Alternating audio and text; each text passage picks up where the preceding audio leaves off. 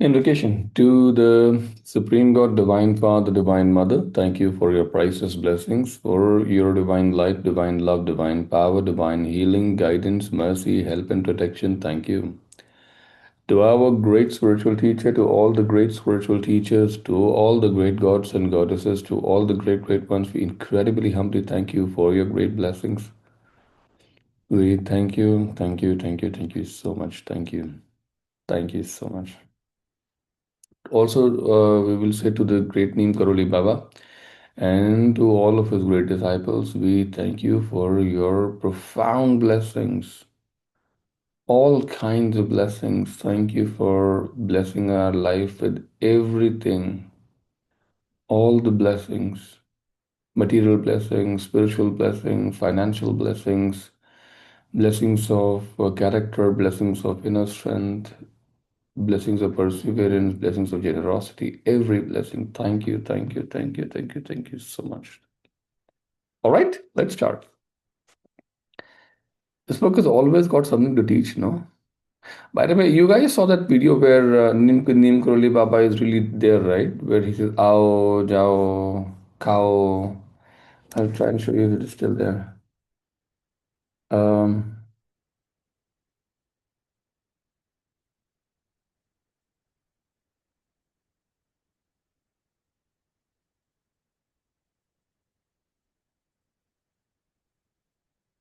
this is the one. I just would like to show you for just a couple of seconds. It's very, very short video.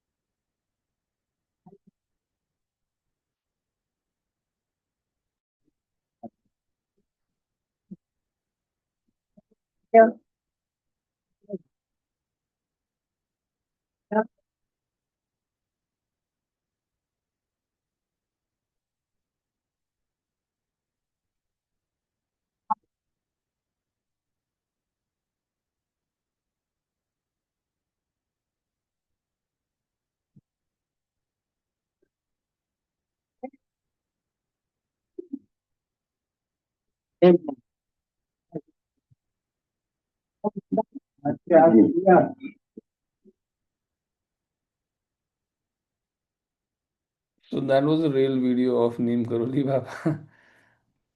He is very interested in आओ खाओ जाओ कहाँ रहते हो क्या काम करते हो and all of that. Beautiful, like very very very beautiful video. Yeah, imagine a great great master. Wow. Let's go forward. Okay, let's start the session. About truth, page number I think 199. But PDF is page 219. All right. In trying to understand Maharajji's teachings about truth, one would have to decide whether what Maharajji did or what he said was more accurate reflection of those teachings. On one hand, he was continually instructing devotees to tell the truth no matter what the cost. Truth, total truth is necessary. You must live by what you say. Total truth is necessary. You must live by what you say. Truth is the most difficult tapasya. Men will hate you for telling the truth. They will call you names. They may even kill you. But you must tell the truth. If you live in truth, God will always stand with you. Okay. Christ died for truth. Now, the reason Christ died, by the way, Lord Jesus, not Christ per se, but Lord Jesus died was because he spoke only the truth, by the way. He said, "Ki I am the what would I say? I am the second, like I am the one who the scriptures spoke of, right?" At that time, the Jewish scriptures, I think, or whoever scriptures were there, they spoke of the Messiah that will actually come and will save the people. And when he read them in front of people, he said, "I am that Messiah."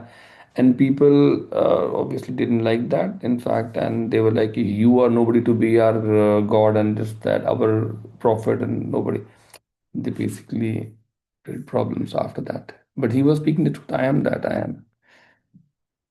A man came to Maharajji and Maharajji asked him for some money for bricks for an ashram. The man said he had no possessions and went away. Later he came rushing to Maharajji saying his shop was burning and that he would be ruined. I thought you said you had no possessions. Oh, I was lying. You are lying now. Your shop is not burning. The man went away and returned to his store and found that only one bag of chili was smoking. Wow. Imagine if you can create an illusion of fire. That will be so fancy, no? I had given the first copy of Be Here Now to Maharajji when it arrived. He had asked one of his devotees to put it inside his room, and I heard nothing more about it. 5 months later, I was called from the back of the temple. When I arrived at Maharajji's taket, he was holding the book. His first comment was, "You're printing lies." I didn't realize that, Maharajji. Everything in the book I thought was true. No, there are lies, he said accusingly. Like, "Tum jhoot bol rahe ho," something like that. That's terrible, I asked. But what confused me, but what I was confused because I wasn't sure whether he was serious. So I asked, "What lies, Maharajji? You say here that Haridas built the temples." Well, I thought that he did. At that point, Maharaji beckoned to an Indian man who was sitting nearby and asked him, what did you have to do with the temples?" "I built them, Maharaji." Maharaji looked at me as if this proved that I had lied. Then Maharaji said, "And you said that Haridas went to the jungle at Haridas, by the way, is also an American with an Indian name. At that, Haridas went to the jungle at 8 years of age. Again, he called another man forward who ascertained that Haridas had worked as a clerk in the forestry department for some years. All I could lamely say was, well, someone had told me that he went into the jungle when he was 8 years old. Again and again, Maharaji confronted me with things I had said that were not true. Maharaji finally said, "You believe everything people tell you. You are a simple person. Most Westerners would have checked. What will you do about these untruths?" My mind spun. What could I do about it? The first printing of 30,000 was already in the stores and certainly couldn't be called back. But Steve Durkee had written that they were about to print another 30,000. So I said, well, I could write and have the lies deleted for the next printing. Fine, you do that. It will hurt you if you are connected with lies.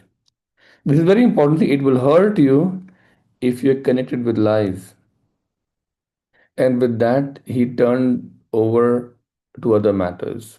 I surveyed the damage in the book and prepared a letter for Steve and Lama Foundation in New Mexico, where the book was published. It would only be necessary to delete two entire paragraphs.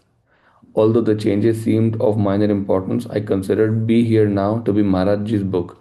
And if Maharajji wanted to change, it had to be changed. About 2 weeks later, I received the reply from Steve, who said that the changes couldn't be made in the next printing. When he received my letter at Lama, which is up in the mountains of north of Taos, he had just returned from visiting the printer in Albuquerque. Albuquerque. On that visit, he had arranged for the reprinting, and the printer, as a favor, was going to rush the job and put it on the press the next day. The press would print, cut, and assemble the entire book in one continuous process.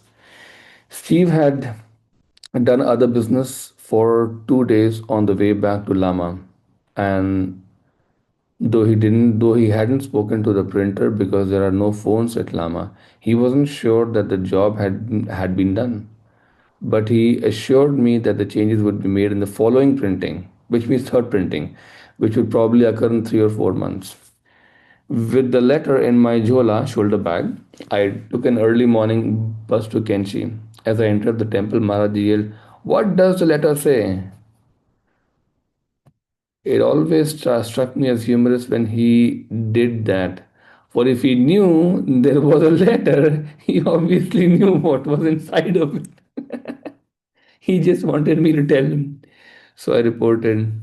And when I had finished, he said, "Do it now." I repeated explanation patiently about the web press and that the changes couldn't be made for these 30,000 copies. And he repeated, do it now. Abhi karo, abhi karo. I explained that it would mean throwing out all 30,000 books and a loss of at least $10,000. Maharaj's retort was, money and truth have nothing to do with one another. Do it now.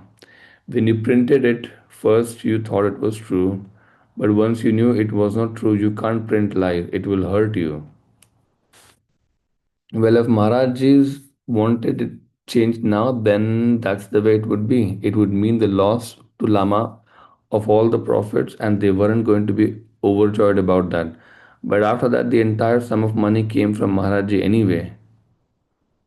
Although it was not yet 9 a.m., Maharaji sent me from the temple telling me to again do it now. I tumbled right back to Nainital. One second. I thumbed right back to Nainital and cabled Steve with the new instructions. About a week later, I received a reply from Steve. He reported that the strangest thing had happened. When he had gone to the post office, my cable was there, and in the same mail was a letter from the printer. It seems that immediately after Steve had left, he had proceeded as promised to put the plates for reprinting the book on the press. But the printer found one of the plates of one page, a full page photograph of Maharaji missing. So he went to the files thinking that he would get the original and make a new plate. And much to his surprise, he found that the original of that page was also missing. Not knowing what to do, the printer pulled off the job for the press and was holding it for further instructions. So Steve concluded it took only a phone call to change two paragraphs, not $10,000 as he had feared. I rushed back to Maharaji with news, but that day and the next, he never gave me a chance to speak.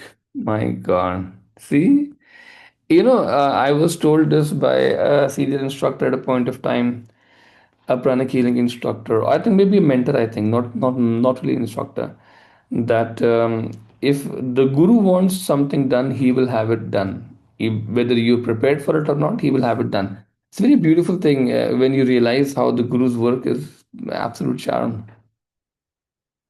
When Dada's sister-in-law was visiting, Maharaji called me up to his tucket in her presence, pointed at this woman and asked me if I remembered her. In truth, I did not, but it seemed like something of a fox pass not to remember. So I smiled knowingly as though I did. Maharaji smiled as though he accepted this and said, yes, she's Dada's sister-in-law. Then in that insidious cleverness took over and I reasoned to myself that if she was Dada's sister-in-law, I probably met her in Allahabad where Dada lived. So I said, oh yes, we were together in Allahabad. To which she said, no, we never met in Allahabad. We met here in Kenchi last spring. I was caught red-handed. Maharaji turned to me and held up that finger, which in this case clearly meant caught you. Watch it. Tendency to lie. If all of us also can change it, it'll be so wonderful, no? Like these little things, we don't even need to think of lying actually. Truth is simple. In Allahabad, Maharaji caught me in what in the West calls a little white lie. We were gathered around him, and in the group was an important official of the state Supreme Court. For the first time in all the years I had been with Maharaji, I heard him telling the official what an important person I was in the United States. What I was that I was a professor and wrote books. All of that seemed so irrelevant when I was around him. And it sounded strange to hear him plugging my Western social power virtues. When he stopped, the Supreme Court official asked me, I'm honored to meet you. Perhaps you would like to visit the Supreme Court. The dual fact that I came from a family of lawyers and that I was in India in order to immerse myself from the spirit made me the entire prospect of such a visit unappealing to me. And yet, he was an important person, and I couldn't say what I had been thinking. So I said rather ambiguously, what would be very nice? That would be very nice. Ambiguously. Matlab, he didn't want to visit the Supreme Court at all, but he just said, yeah, that'll be very nice, karke, and that's it. At that, the official said, would tomorrow at 10 a.m. be convenient? I was trapped. I could think of only one way of escape. I said, well, I have to ask my guru. It's up to him. So the official asked Maharaji, and he answered, if Ramdas says it would be nice, he should go. And then he looked at me in a way that could only be interpreted as got you again. The story of the next. I don't know if any of you guys know how would it be a better way to say no, I don't want to a very important official like this. Anybody who's been in a situation like this, feel free to raise up your hand and tell me how did you deal with a situation like this. Or if you can unmute yourself. One second. These kind of situations come many, many times. Anybody who's been in these situations and dealt with these situations also effectively? Oh, by truth, by the way, by truth. Anybody? Nobody really. Come on. कोई भी ऐसी situation में नहीं रहा है क्या जहाँ पे कि Not by truths, like when you read this, not that way. Yes. so how do you deal with it? Yeah, you would say, like, I want to do it, but right now I am busy. So, I have this, so can I do it or come later when I get that kind of a thing. Mm, okay. Like how do you say no to say a very important person? Like how do you say no to something Shriram is saying? Or Shriram is just an example. Like whatever Master Danny is saying, how do you say no to it? You would like to do something, like something very important for you in your eyes. That is what I'm talking about. Like if the Master Choya would come and say, would you like to do this? How do you say no? If you have to say no by any chance, I'm not saying you have to say no. I'm just asking you, like, if you have to say no, how would you say? How would you stick to your truth, is what I'm saying. That is something to think about. Because you don't want to lie, you want to stick to your truth. And you see, a great master or a great teacher wouldn't have their feelings hurt for sure. For sure. But you also have to be truthful in whatever you speak to them. So this is a very important context. The story of the next day's events shows that even simple people like me do learn. I visited the court with this gentleman, and in the course of the visit, we stopped in the chambers of the law review, where the lawyers all hang out. It was a time of Nixon's dramatic approaches to China. When all these lawyers saw an American with this important official, they surrounded me and questioned me about Nixon's China policy, which was of considerable concern to India. I gave an erudite, matlab very erudite answer. Erudite is intellectual, very super intellectual answer of a very like profound intellect.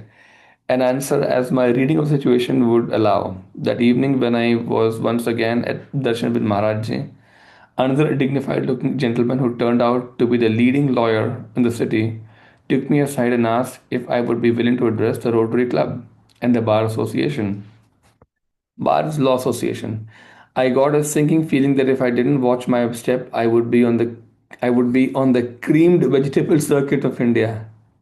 And remembering the entrapment of the day before, I said I'd prefer not to speak before either of these groups. But of course, I would do whatever Maharaj says. See, this is perfect. I prefer not to do this, but of course, I will do whatever Maharaj says. This is good. This is very very good answer. That's good. So the lawyer pleaded the case before Maharaj, and Maharaj seemed delighted at the invitations. He kept repeating them to all who would listen as if to imply that such invitations were a major coup, a great breakthrough, and very important. Coup, huh? Coup means a sudden what? Coup also means Instance of successfully achieving something difficult. Hmm.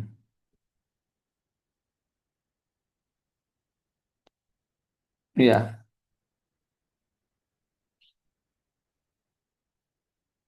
Okay.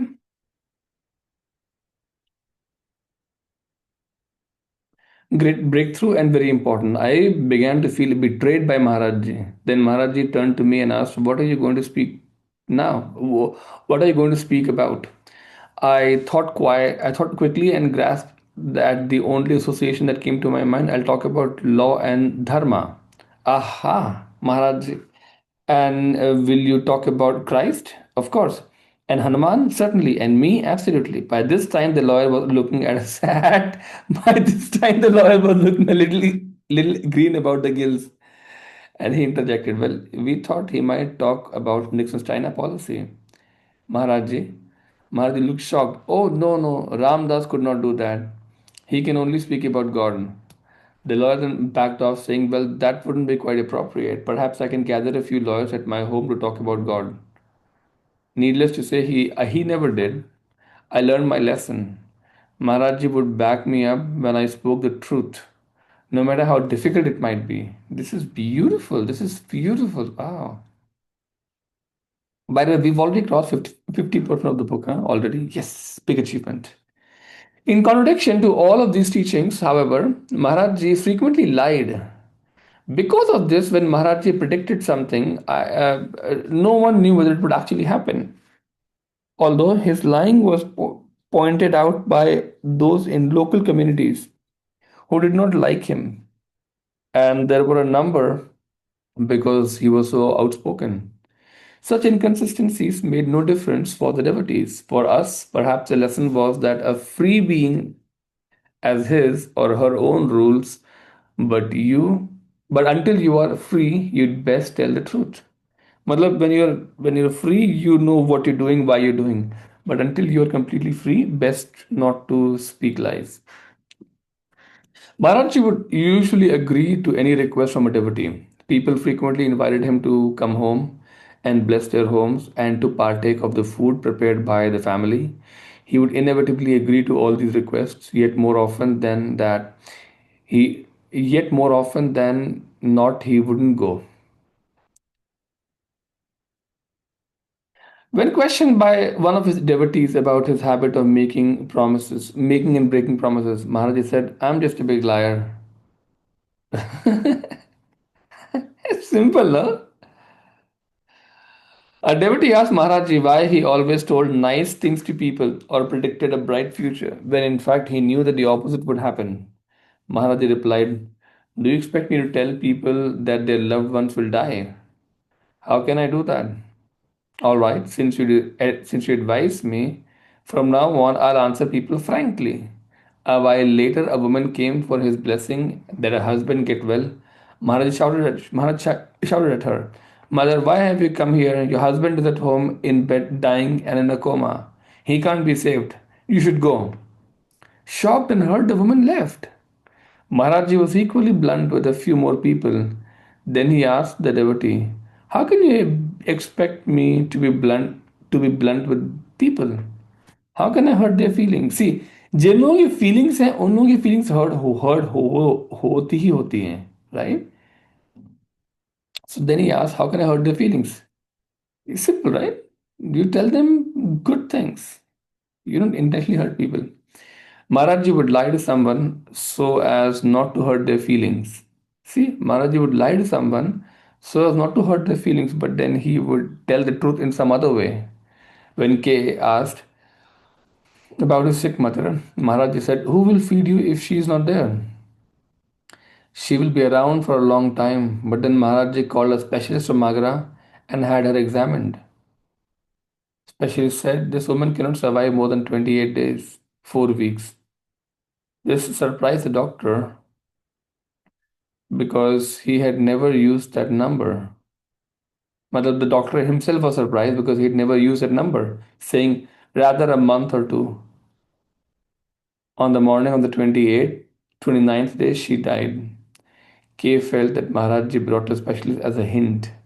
Saints give clear hints, but we can't always understand them. Wow. Maharajji would say something, and later, if he contradicted himself and the contradiction was pointed out, he would say, I didn't say that. I wrote for Maharajji's blessing just before. I wrote for Maharajji's blessing just before I was to take an exam. Will I pass? I asked him, but there was no reply. I failed.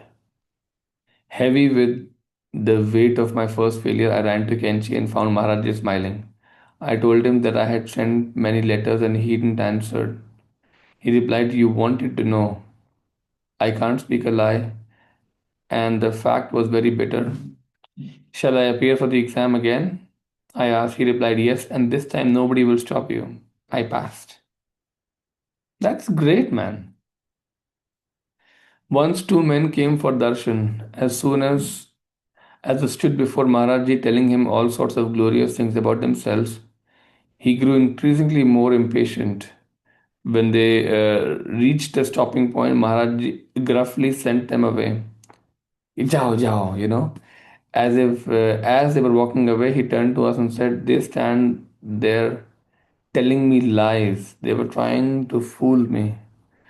Don't they know that it is I who am fooling the whole world?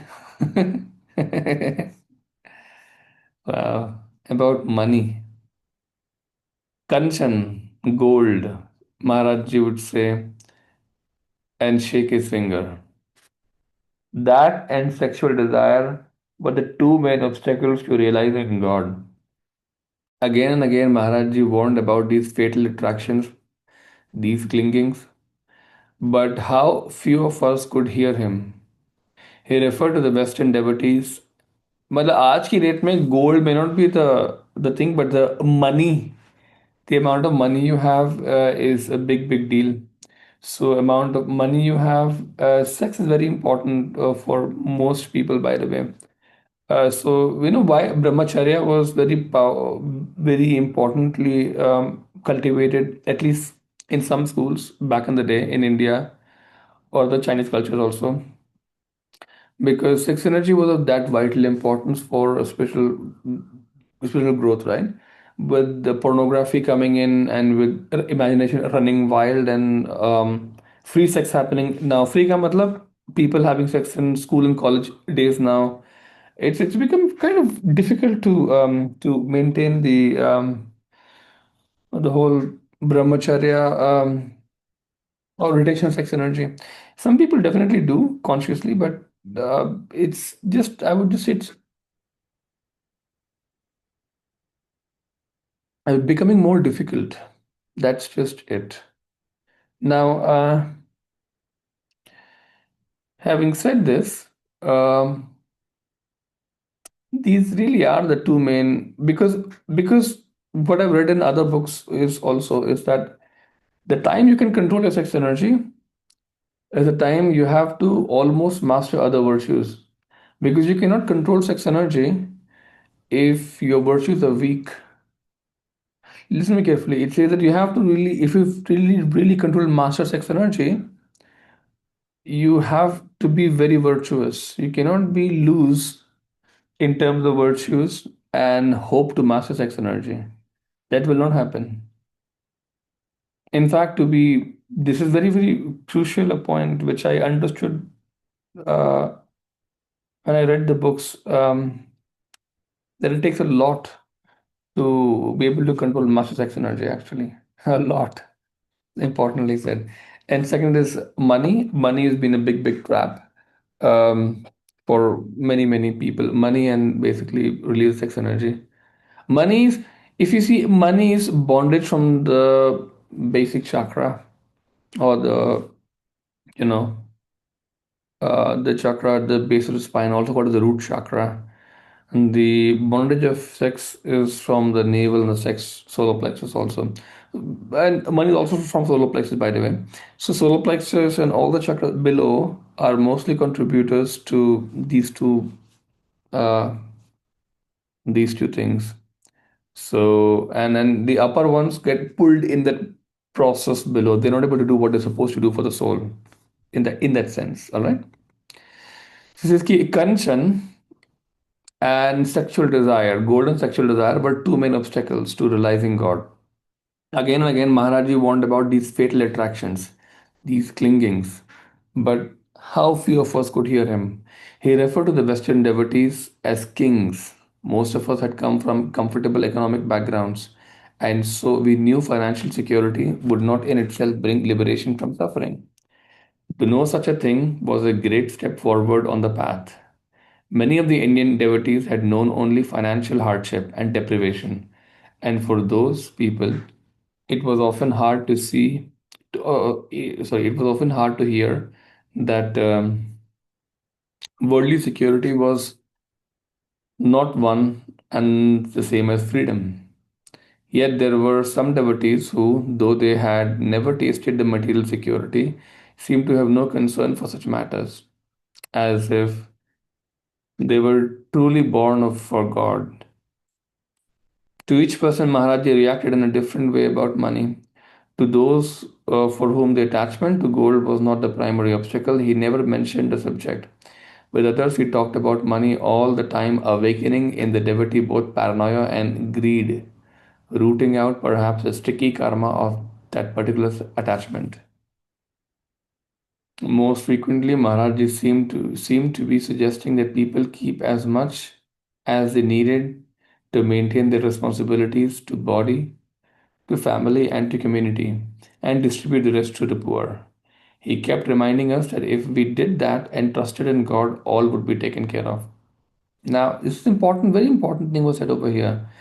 Maharaj, at least this is what I've understood. He would talk to disciples about money, money, money, money sometimes because he was probably trying to get the disciples to, you know, to bring the roots of the attachment to the surface. Like he would talk to them about money, hoarding money, making a lot of money, would bring the greed out. Exactly like this. If you're trying for example, if you're trying to run away from sex or sexual desire, say with a certain person, for example, or same thing can be applied to say if you're trying to say run away from you're jealous about certain person or envious about certain person, but you want to mask it into a smile, for example, right? Now you would really, if you're doing proper inner reflection, you would really spend time in bringing it out. You would really spend time in resurfacing it by revisualizing, reimagining, bringing it out into the chakras, okay? Then if you do any technique, it's fine. You do blue triangle, whiteboard, sun sacrifice, psychotherapy, all will work after that. But the point is to bring it out. So it's also another fact of matter that the kind of people you hang out with, the group of yours will bring out those qualities within you. If you hang out with people who are very workout oriented, gym oriented, they'll be brought out more and more in you, and you will start being like that. They'll be brought out, right? Not always inducted inside. They'll be brought out of you. You already have that. If you hang around with gamblers, your tendency to gamble will also start to come out. But likewise, for example, if you hang out with people who speak the truth, who meditate, who uh, align their life with service and purification, you will start. That'll be start to brought out with you, right? Something like that. Now, having said this, there are also one more line of truth.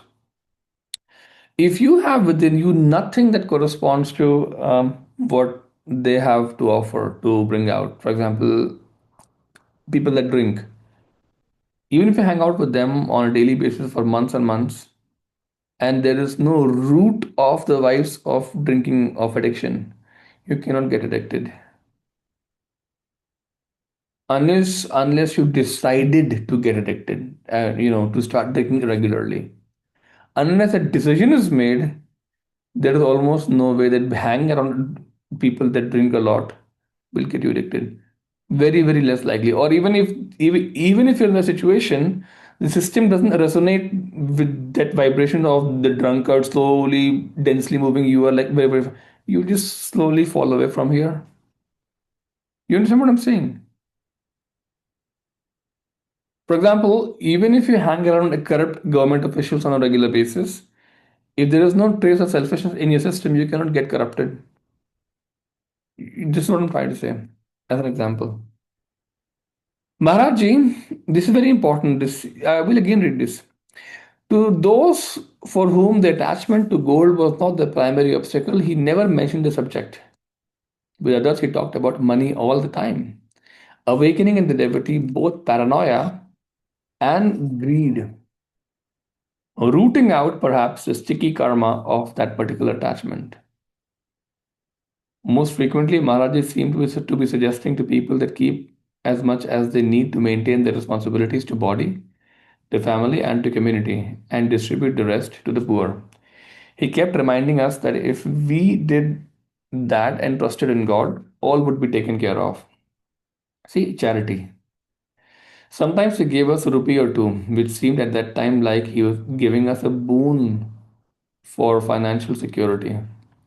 Some of the devotees held on to those rupees and have never since known financial need. Others gave the rupees away immediately to the first beggar they met. Those devotees have not known need either. Such a boon is known as the blessing of Lakshmi, the goddess of wealth. Such a blessing was clearly Maharajji's to bestow. Now, by the way, our spiritual teacher, Master Chakok some point of time, I think to some disciples, if I'm not wrong, gave consecrated coins, very special coins, blessed with tremendous energy, actually. And he would give them out to disciples with tremendous prosperity energy, actually. He called them prosperity coins. And those disciples, I'm sure, have flourished a lot in over the years because and those I think coins were given to some people who were doing a lot of work for the teacher at that time. That's as far as I remember. In 1969, I wrote to KK asking if I could send some money to Maharajji. The answer from Maharajji delivered to me in a letter from KK read, "We do not require any money. India is a bird of gold. We have learned giving, not taking. We cannot attain God as long as we have got attachments for these two. One, gold, wealth, basically in Hindi, Kanchan, and women. Gold and women, Kanchan and Kamini. No two swords can be put into one sheet. The more we sacrifice, the more we gain. See, no two swords can be put into one sheet.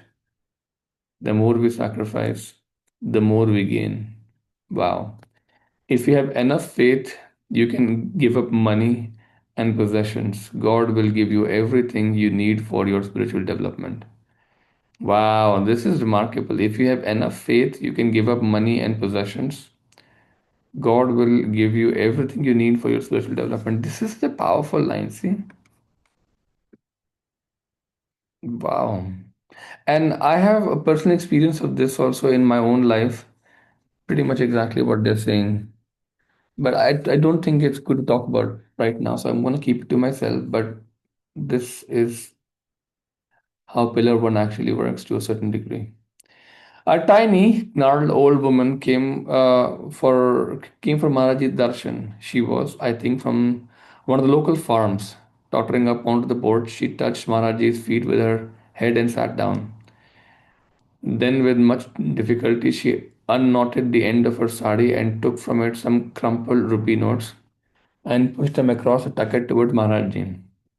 I had never seen anyone give Maharaji money, and I watched with some discomfort, for this woman was obviously as poor as the proverbial church mouse. Maharaji pushed the money back at her and indicated that she was to take it back. With no expression, she reached for the money and started to put it back into her sari. The full meaning of the situation escaped me, for I understood too little of the culture to appreciate what was happening. But then Maharaj seemed to have a second thought and demanded the money back from Ma. Again, with arthritic hands, she untied the corner of the sari and handed him the bills. Bills, matlab, the rupee bill, the note. There were two 1 rupee notes and one 2 rupee note. 4 rupees are worth about 40 US cents. By the way, this is 69 or something, right? You have to understand that the market of 30s was 30, one second. How much was 1 rupee worth? How much was 1 rupee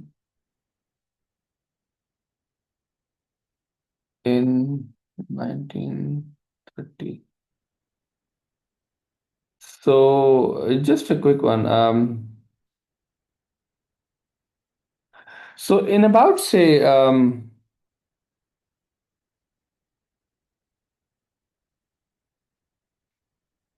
mm,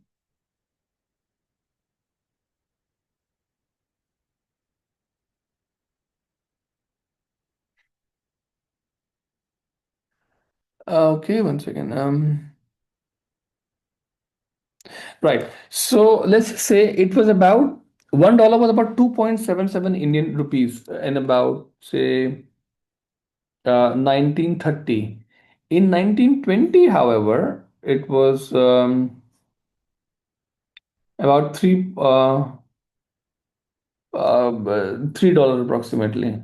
1910, if you would go back further in the history, there was no USD to INR exchange. There was no direct exchange of USD to INR. That's the problem. So yeah. So if you go by 69, it was $1 was approximately equal to 7.5 Indian rupees, right? So which means it had become two times by that time. So in so many years from 1930, 1920 till almost 1969, it would grew to only about two times the amount, two times the price, from three or three and a half to roughly about seven and a half, right?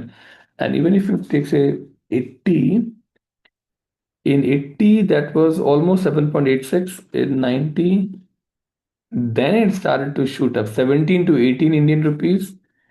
1999 IT boom time, then it was 43, suddenly 43. Wow. 2010 it had become 43, 45, same. 2020 it had become 74, and today it is roughly um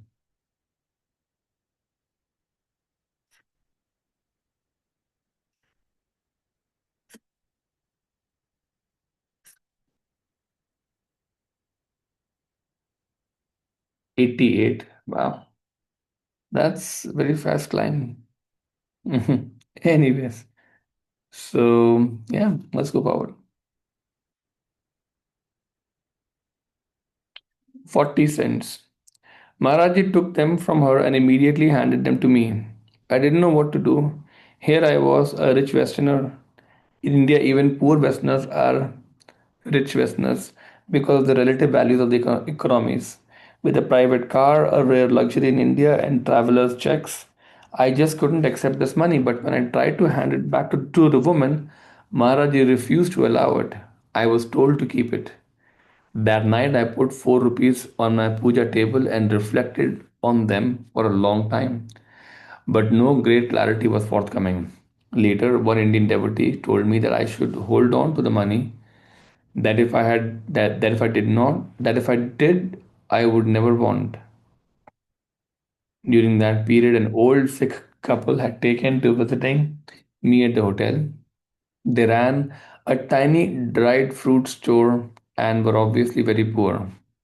Yet each time they came, they brought me offerings of dried fruits, kneeled at my feet, and told me in great detail of their hardships in life, why they had taken it into their heads that I could help them. Spiritually or materially, I have no idea. But they kept coming. One day, one day they told me that due to illness they must leave this region and move to the plains. when their financial predicament was going to be, where their financial predicament was going to be, if anything, more precarious. I felt that I wanted to give something for the journey, but nothing came immediately to mind. Then I thought of 4 rupees. I got one of the 4 rupees and explained to them how it had come to me. And if they held on to it, everything would be all right with them. They left Nainital, and I have not heard from them since. I still have three of these rupees, and thus far I've always had more than enough money. Ramdas. Wow. Wow. DS said that he always kept all the money Maharaji gave him, which amounted at one time to over 200 rupees. Then somehow it was all stolen from his home. After that, whenever Maharaji gave him some money, it would be with the added admonition not to lose it. DS took out an envelope from a hiding place in his home and showed it to me. Inside was a small packet of rupees, notes, tens, fives, twos, and ones, all of them stapled together many times over. Maharaji pulled 2 rupees out from underneath his blanket and stuck them in my hand. He said something I couldn't hear when he put them back in my hand. Sorry, when he put them in my hand. I didn't have I didn't have them very long. I gave it to the Tibetan Mandir temple in Manali, and the other I gave it to a beggar. Hmm. I don't know where he would get it, but he used to give me money. One time he was about to give me a great deal of money when I asked why, since I was earning enough and he was a sadhu. If he gave me this surplus, then I might take it to the movies or go drinking. Would you like that? I asked him. No, he said, so he didn't give me the money. It's just simple stuff. Once he gave me 5 rupees and my sister 30, which he said to keep with us. 30 rupees at that time was quite a good amount of money. As like half the salary of a person, yeah. I mean, half a month's salary, yeah. Like if these days the salary of a person is about 1 lakh approximately, that times that times 50,000 rupees approximately. She kept the money, but I gave mine away. I told him I would not keep these things. Once, shortly before he disappeared, he gave me a 100 rupee note. I told him I didn't want it, but he said I should keep it. And when I again refused, he said, okay, then I'll keep it. I don't know how it happened, but after I left, I found a 100 rupee note in my pocket. Smart, smart, smart, smart. During Swami N's first darshan, Maharaj ji gave him 1 10 rupee notes, 1 rupee notes, and told him to keep them as prasad. Swami kept the money in his purse, and from that day he has never been without sufficient money. His purse always has more than enough. Wow. He gave me the 2 rupee notes. He gave me the 2 rupees. Uh, that was the one time he gave me anything apart from the laddus and prasad. I remember the 2 rupees distinctly, being astonished and worried because I didn't know what to do with them. What am I going to do now? I thought. What is this money for? One day, this man came to my house to have the darshan of a sadhu staying there. He spotted the photo of Maharaj Ji, and I keep there and said, I know him, and began to relate the story of his darshan with Maharaj Ji. He had been a young boy and very bitter at the world. One day he had gone to an old Shiva temple, and there in the compound Maharaj Ji was sleeping. The man gave an accurate description of Maharaj Ji lying on the ground, wearing only a dhoti and covered with a plaid blanket.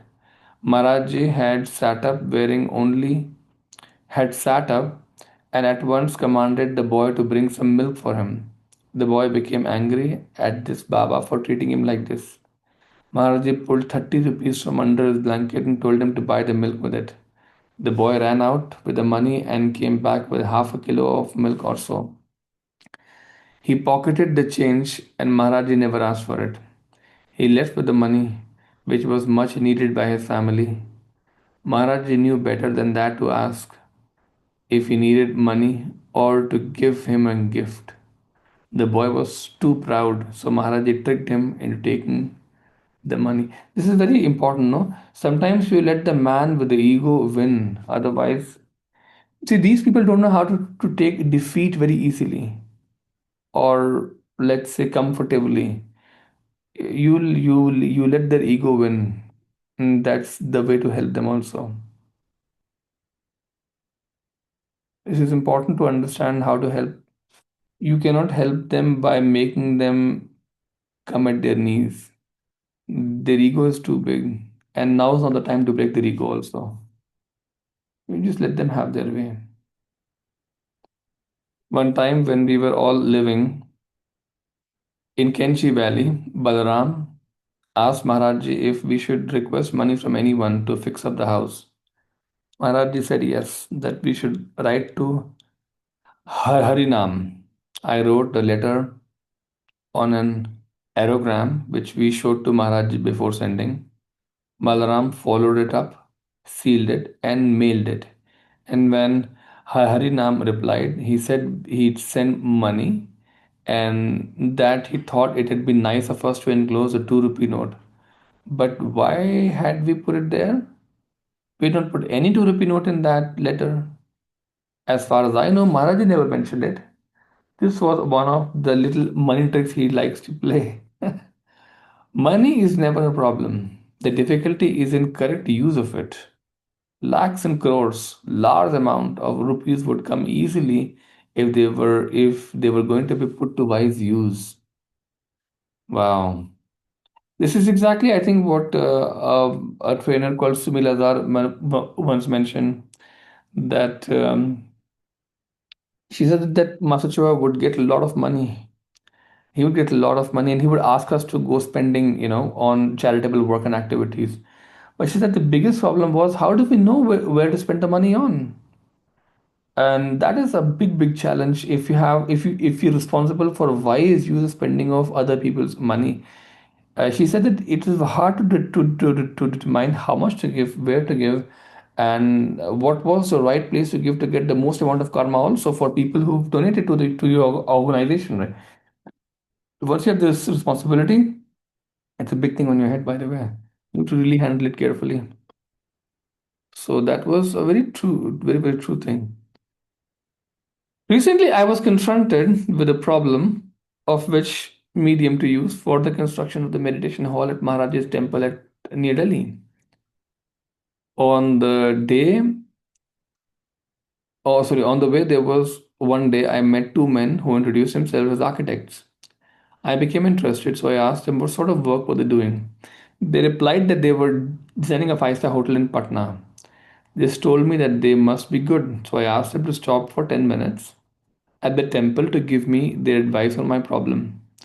When they saw the temple and the pictures of Maharaji, one man exclaimed, "So, this is where the ashram is. I know him. He is the cause of my life." I asked him to explain what he meant. He said that when he was young, his family had taken him to see Maharaji. Maharaji had turned to him and asked, "What is the problem? What do you want?" And the boy answered, "Money."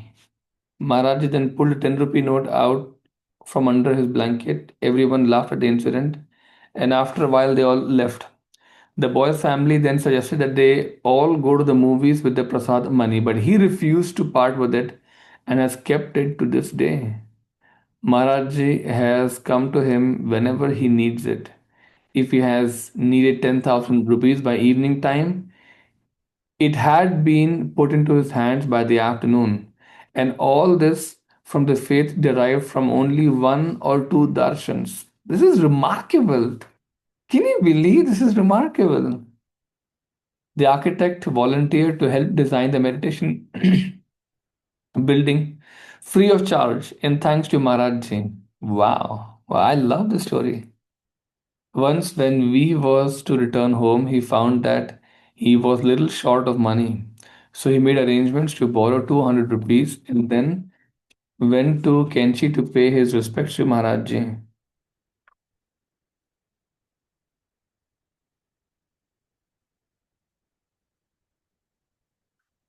Just one second.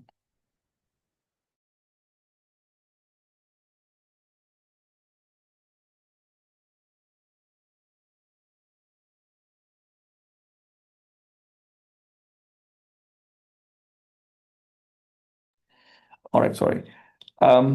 Yeah. Maharaji blessed him. Sorry, once when we asked to return home, he found that he was little short of money, so he made arrangements to borrow 200 rupees and then went to Kenchi to pay his respects to Maharaji before leaving. Maharaji blessed him and sent him out. Then he called V back and said, "You've changed your program. You're not going to Lucknow. You're out for money. You are short of 200 rupees." Maharaji called for the pujari who had the keys to the temple box, but the pujari was at bazaar along with the keys. Maharaji sent V to go and pray to Hanuman and immediately called him back. Maharaji reached inside his blanket and pulled out 200 rupees. We asked how he got the money, and Maharaji said that when we went out to see Hanuman, someone came in the room and gave it to him. Oh God! You know, have you seen the movie called The Harry Potter and seventh part? The last book, first part, seventh part of the movie. Hermione has a bag. Remember that Hermione has a small bag with a infinite extendable extension charm or something like that. That she puts her hand in the bag, the tiny bag, and goes in and she gets the book out and this out and the tent out and whatever out, right? So the locket, this, that, everything, So something like that, like this. Blanket and the small space which was covered was an infinite extension charm. You could get anything out of this.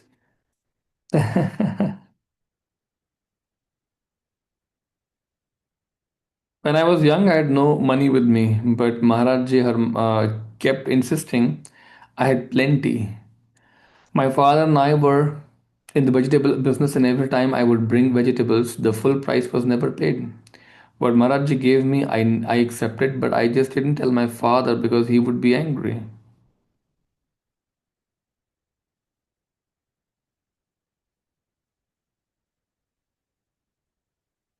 But I never could be sure how accounts balanced. Once I even said, Maharaji, this is very little money that is coming for the food I brought. Maharaj said, it's all right, take it. Another time he said, you shall have a house and later give it all away. Now I have a house and two shops. I am a rich man due to Maharajji. By the way, having a proper shop in that time was a big deal. Huh? KK had prepared, this is the last story we'll read and then we'll wind it up. KK had prepared a pattal leaf plate of a sliced fruit for him. And as he was talking to Maharaji, he held out the fruit and Maharaji would eat a little bit. Maharaji called me from where we Westerners were sitting.